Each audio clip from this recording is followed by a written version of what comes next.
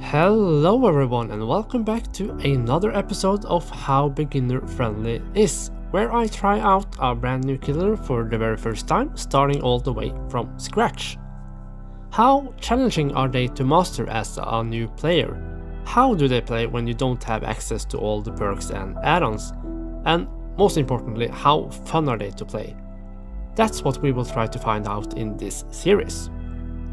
But before we get into today's episode, let's go over the premises of this series one more time. Number 1. For the first 3 perk slots unlocked, I'm only going to use the killer's original perks. Number 2. For the last perk slot unlocked, I will only use perks that are universal to every killer. That means perks I have previously unlocked from, let's say, the shrine, is not usable in this context. Number 3. I'm starting at basically 0 blood points to get the most authentic experience. That means for the first match I will be starting with only 1 perk and absolutely no add-ons at all. Number 4. I will play a total of 10 matches with every killer. How many levels I gain on the way and the perks and add-ons that I get is out of my control, and if you would do the same as me, your experience would differ from mine. And number 5. I will not read up on any killer beforehand. I'm going in blind as best as I can. The second killer out in this series is the Doctor. This menacing looking killer is truly a sight from nightmares. Though, during my fairly short time playing this game, I have really not met that many people who play the Doctor. Most of the times I meet him as a survivor, it seems like the player is only playing him for the daily ritual challenge. So, what is it that makes the Doctor a fairly unpopular killer to play? Maybe we will find out during this evening. First, let's go over his 3 personal perks. His first perk is called Monitor and Abuse. This basically affects your heartbeat radius, increasing it while in a chase and decreasing it while not. It also gives you a slightly bigger field of view, which for me is always a good thing. But except for the field of view buff, I'm not really sure if this perk is actually any good. His next perk is called Overcharge.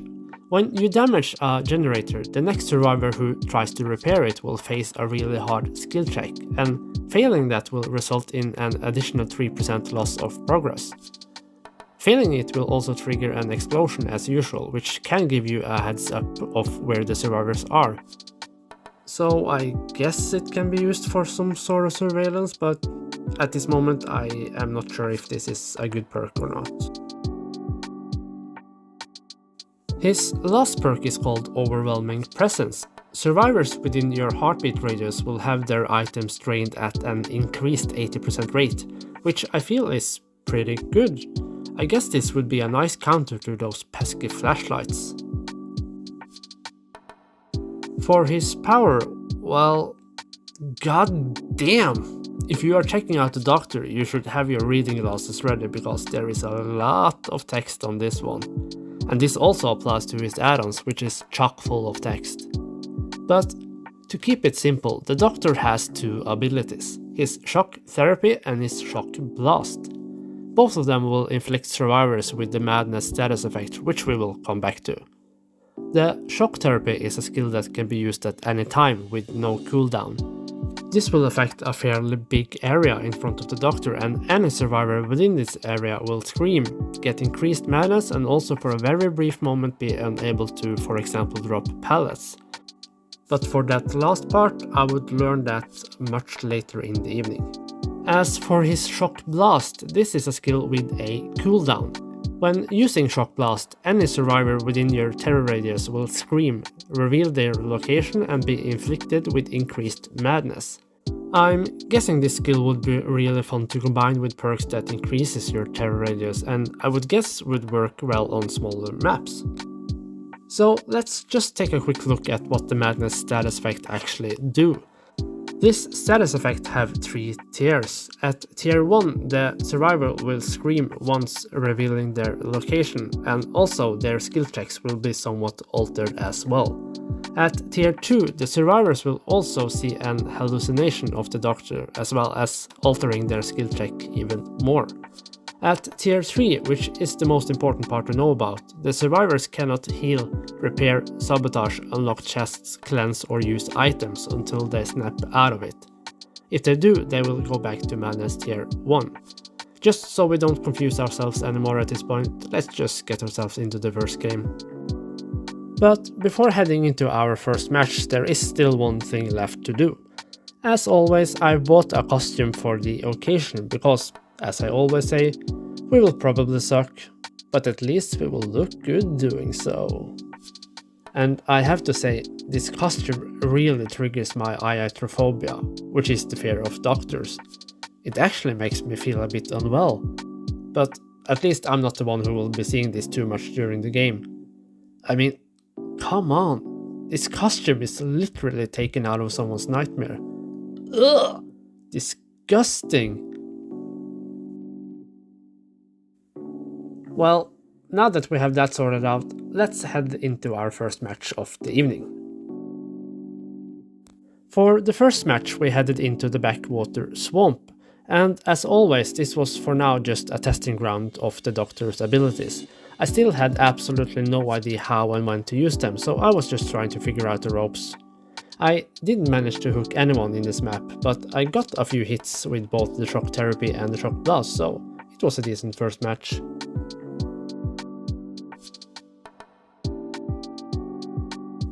Let's just jump straight into match number 2.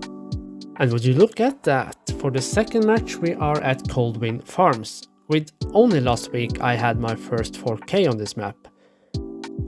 This ended up to be a really good match. I still got lots to learn and I'm probably still holding back on spamming my shock therapy more, but I have to say though, playing the doctor at this point is so much fun.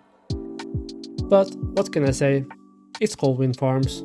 Of course it was a 4K match.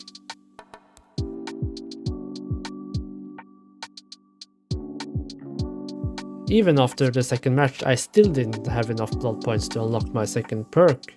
I got a few add-ons though, but god damn again, all this text. I'll just use some and see what happens. And into the third match we go. In this game we went to Auto Haven Wreckers, a map tile I'm not particularly fond of. But this was also a fairly good match, though it was at this point I was starting to question the doctor's powers as to what do they actually do and when should I use them. I felt like I had to go back to the drawing board after this match to read up on the powers again. But regardless of that, this ended up being another 4K. Oh shit! Never mind. Well, now it's a 4K. After this match I finally unlocked the second perk slot. As I said in the last episode as well, it's so weird playing without perks. But then again, it kind of forces you to play around the killer's power though, so I guess that's a good thing and a really good way of learning the killer. For the fourth match we went to Midwich, and in this game I could really see the true power of the doctor. It was at this point I realized that Shock Blast applies to every floor of the map.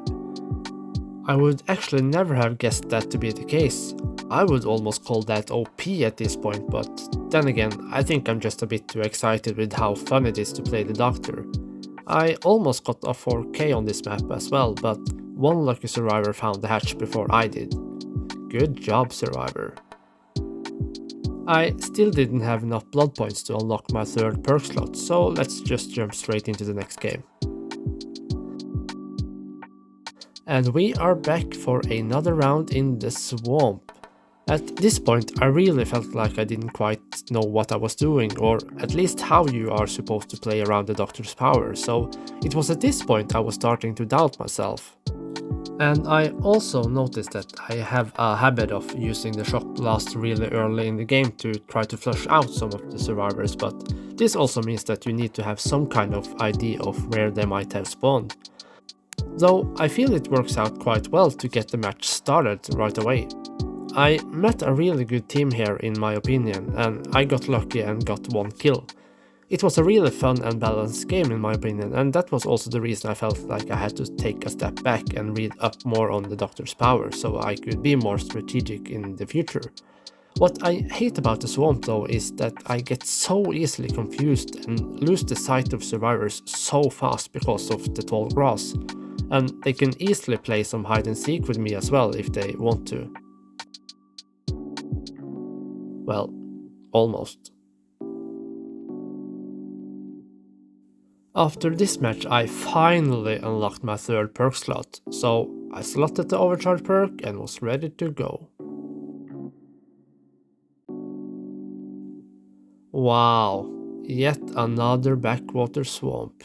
Jesus. Well, once again I felt like I met a really good team, so once again it was a fun and balanced match. And at this point I was also starting to get some really nice tips from my viewers as well on how to tweak my playstyle, or especially how to use my shock therapy to its fullest. A thing that would really pay off later on, so thanks a lot.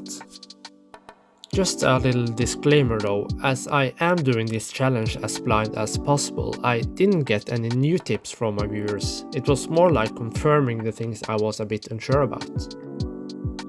I wouldn't unlock my last perk slot until after the next game, so let's just go into that right away.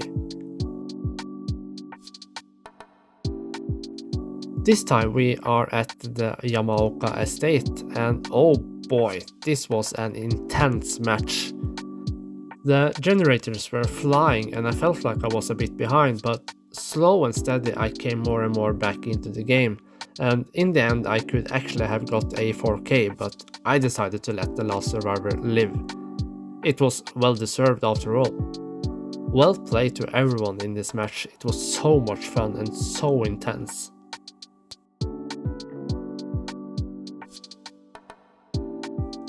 In the 8th match I used a map offering just because I wanted to try out another indoor map with multiple floors, so I chose the game.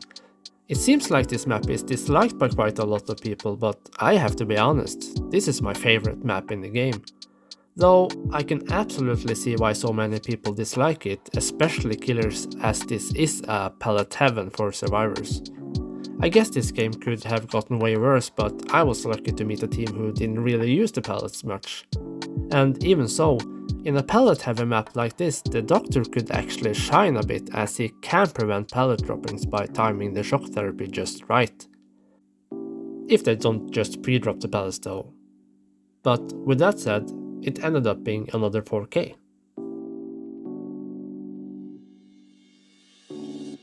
Well, on the 9th match we ended up at Midwich again. Well, it's Midwich with the Doctor. Of course it was a 4K. Next.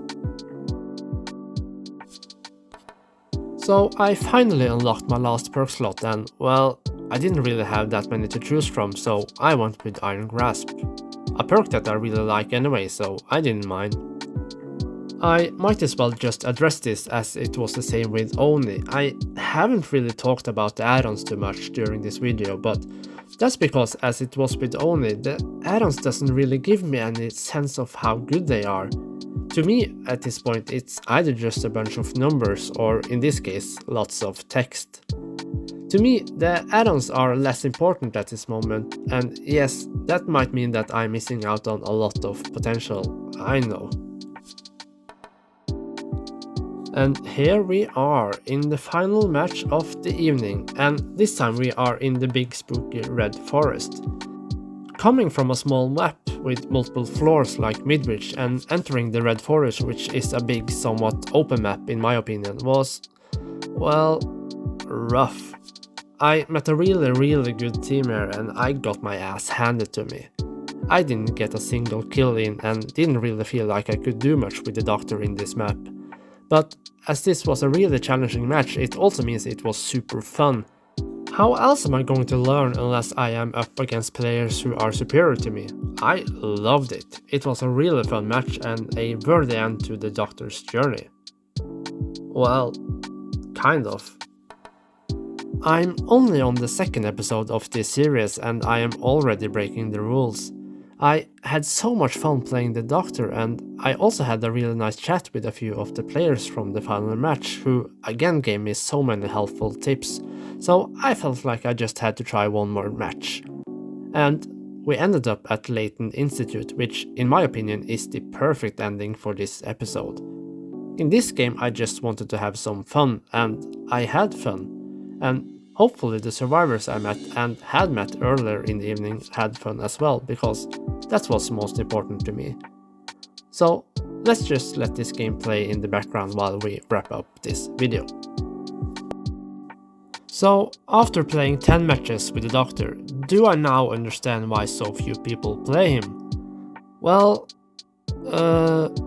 no. I had such a blast, no pun intended, playing the Doctor, and the fun never stopped.